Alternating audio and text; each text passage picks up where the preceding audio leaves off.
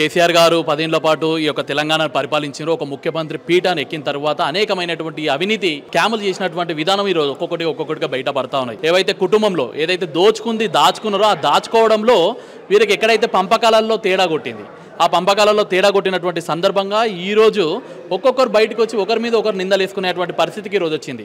మేము తెలంగాణ ప్రజలు, తెలంగాణ సమాజం మొత్తం కూడా ముక్త కంఠంతో ఈ పార్టీని ఏదైతే కుటుంబ పార్టీ, ఏదైతే టీఆర్ఎస్ పార్టీ ఎవరైతే ఉన్నారో వీళ్ళందరికీ కూడా ఒకటి సమాధానం చెప్తా ఉన్నాం. మేమంతా కూడా మీరు ఏవేవైతే దోచుకున్నారో, ప్రజల సొమ్మును దోచుకున్నారో వాటిని అన్నిట్లను కూడా వెలికి తీసే ప్రయత్నం ఈ ప్రభుత్వం చేయాలి. ఖచ్చితంగా ఈ కాంగ్రెస్ ప్రభుత్వం చేయాలి. లేని పక్షంలో భారతీయ జనతా పార్టీ రాష్ట్ర వ్యాప్తంగా అనేకమైనటువంటి ఉద్యమాలు చేస్తుంది. ఆ రోజు వాళ్ళు చేసినటువంటి తప్పులను కప్పిపుచ్చడానికి ప్రయత్నం చేస్తున్నటువంటి ఈ కాంగ్రెస్ పార్టీ కావచ్చు, అక్కడ టీఆర్ఎస్ పార్టీ కావచ్చు, ఈ రెండు పార్టీలకు కూడా సరైనటువంటి గుణపాఠం చెప్పే రోజులు దగ్గరలో ఉన్నాయని చెప్పేసి ఒక సందర్భం తెలియదు. అదేవిధంగా కవిత గారు ఏదైతే కొత్త నాటకానికి తెరలేపింది, తనకేందంటే ఇన్ని రోజుల పాటు అధికారంలో ఉన్నప్పుడు మరి అలా నాయన ముఖ్యమంత్రి పీఠం మీద ఉన్నప్పుడు తప్పులు చేస్తున్నప్పుడు ఎందుకు బయటకు వచ్చి చెప్పలేదు? అంటే ఈరోజు నీకు ఒక పీఠం ఇవ్వకపోయినందుకు, నీకు ప్రియారిటీ పెంచకపోయినందుకు అంటే కడుపు మండి బయటకు వచ్చినావు. నువ్వు ప్రజల మీద ప్రేమను, తెలంగాణ మీద ప్రేమను, తెలంగాణ ప్రజల మీద ప్రేమను కాదు. అదంతా కూడా అది కేవలము నీకు పదవి వ్యామోహం ఉండి, పదవి దాహంతో నీకు నీ యొక్క కుటుంబం అన్యాయం చేసిందని ఒకే ఒక కారణంతో బయటకు వచ్చినవే తప్ప, లేకపోతే దోచుకుందంతా కూడా మనం అందరం కలిసి పంచుకుందాం, మీకు కూడా పదవి ఇస్తా అంటే నువ్వు ఏ రోజైనా వచ్చినావా? ఈరోజు బయటకు వచ్చి నువ్వు హరీష్ రావు అని చెప్తున్నావు, సంతోష్ రావు అని చెప్తున్నావు. మరి వీళ్ళని నడిపించింది ఎవరు? మరి వీళ్ళకి బిగ్ బాస్ ఎవరు? మొదటి ముద్దాయి మీ నాయన కేసీఆరే. ముందు మీ నాయన కేసీఆర్ని కూడా ఇళ్ళకి లాగాలి. నువ్వు నిజంగా అవినీతి పరుల పట్ల నువ్వు పొట్లాడాలనుకుంటే ఏదైతే సీట్ కావచ్చు, లేకుంటే సిబిఐ కావచ్చు, ఎంక్వైరీకి పిలవాలి.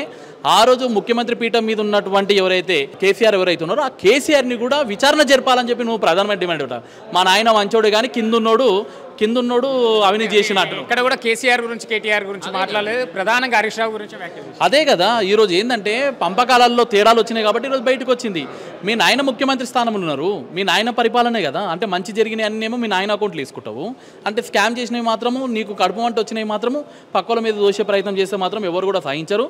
ఈరోజు వాళ్ళ టీఆర్ఎస్ పార్టీ భూస్థాపితం అయిపోయింది కాబట్టి, వాళ్ళకి రాజకీయ పబ్బం గడసలేదు కాబట్టి, కవిత అనే ఒక క్యారెక్టర్ని ముందల పెట్టి వాళ్ళ నాయన, వాళ్ళ అన్న వీళ్ళందరూ కలిసి ఆడుతున్నటువంటి నాటకంగా మేము అందరం కూడా భావిస్తూ ఉన్నాం. ఈరోజు కాంగ్రెస్ ప్రభుత్వం కనుక చిత్తశుద్ధి కనుకున్నట్లయితే కవిత గారి యొక్క మాటలని చట్టపరంగా తీసుకొని ఎవరెవరైతే ఆ రోజు ప్రభుత్వంలో ఉన్నారో సీఎం రివ్యూ జరుగుతుంది, ఐఏఎస్ల రివ్యూ జరుగుతుంది, ఐపీఎస్ల రివ్యూ జరుగుతుంది, లేకుంటే ఉన్నత అధికారుల యొక్క రివ్యూతోనే ఈరోజు ఈ ప్రాజెక్టులన్నీ కూడా ముందుకు వచ్చినాయి. దాంట్లో భాగంగా హరీష్ రావు ఉంటాడు, కేటీఆర్ ఉంటాడు, సంతోష్ రావు ఉంటారు, కవిత గారు కూడా ఉన్నారు. అన్నిట్లలో ప్రత్యక్షంగా ఇన్వాల్వ్మెంట్ అయ్యిందే కదా. మరి వీళ్ళందరినీ కాళేశ్వరం విషయం డైవర్ట్ చేయడానికైనా కల్వకుంట్ల కుటుంబం ఆడుతున్న ఈ నాటకం అని కొంతమంది అంటున్నారు. ఇక ఎట్లా చూడొచ్చు ఇవన్నీ? బీజేపీ తోటి, కాంగ్రెస్ తోటి హరీష్ రావుకి సంబంధాలు ఉన్నాయి, హరీష్ రావుకి రేవంత్ రెడ్డి ఒకటే ఫ్లైట్లో తిరిగినా మేము క్లియర్గా చెప్తా ఉన్నాం కదా. ఈ రెండు పార్టీలు కూడా ఈ దేశాన్ని దోచుకోవడానికి ప్రయత్నాలు చేస్తూ ఉన్నాయి, ఈ రాష్ట్రాన్ని దోచుకోవడానికి ప్రయత్నాలు చేస్తూ ఉన్నాయి. అధికారంలో ఉన్నప్పుడు అంతా కూడా కలిసిమెలిసి ఉండి అంతా అయిన తర్వాత ఈ రోజు మేము బయటకు వచ్చిన తర్వాత వీళ్ళు ఒకటే అంటే మాటలతో చెప్తే కాని పని కదా. మేము భారతీయ జనతా పార్టీ ఒకటే డిమాండ్ చేస్తూ ఉన్నాం. 10 ఏళ్ల పాటు ఏదైతే పరిపాలించి స్కామ్ చేసి దోచుకున్నంత డబ్బంతా కూడా కక్కించే ప్రయత్నం ప్రస్తుతం ఉన్నటువంటి ప్రభుత్వాన్ని. మీకు చాత కాకపోతే మాతో చాత కాదని చెప్పేసి రాజీనామా చేసి పక్కకు జరిగిపోండి.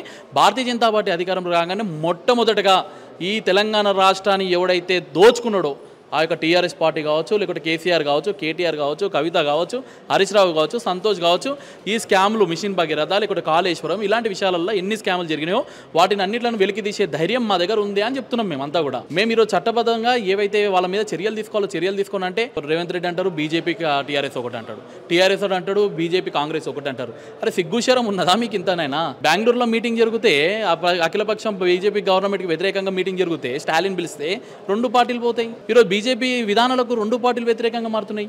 ఢిల్లీలో ధర్నా చేస్తే రెండు పార్టీలు ఒకే వేదికను పంచుకుంటున్నాయి. ఏ నుంచి అవుతుంది మాకు వాళ్ళకు? అసలు మీరిద్దరు తోడు దొంగలు. మీది కుటుంబ పార్టీ, వాళ్ళు రాహుల్ గాంధీ కుటుంబ పార్టీ.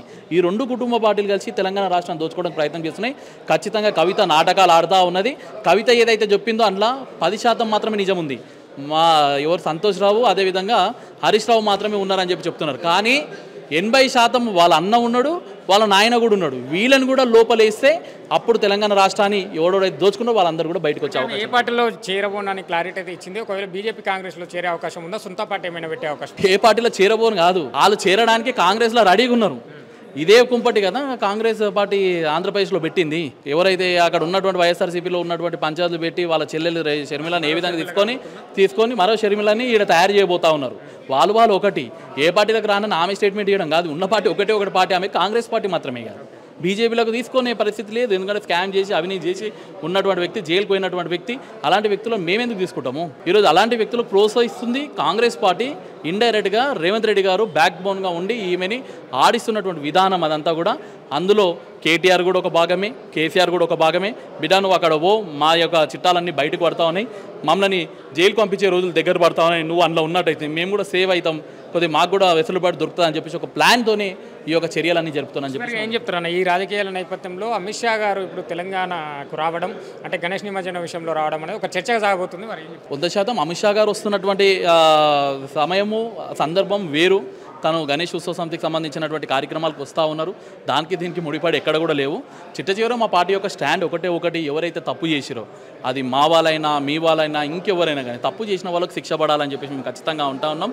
10 ఏళ్ల పాటు తప్పు చేసినటువంటి పార్టీ మా పార్టీ, మా నాయన పార్టీ, మా బావ చేసిండు, మా మామ చేసిండు అని చెప్పేసి కుటుంబ సభ్యురాలైనటువంటి వ్యక్తి వచ్చి చెప్తున్నప్పుడు వాళ్ళ యొక్క తప్పులన్నీ కూడా తేటతలం అయిపోయింది. తెలంగాణ ప్రజలందరూ కూడా గమనించారు. రాబోయే ఎన్నికలలో ఖచ్చితంగా ఈ రెండు పార్టీలకు కూడా దెబ్బపడే అవకాశాలు ఉన్నాయి. Thank you.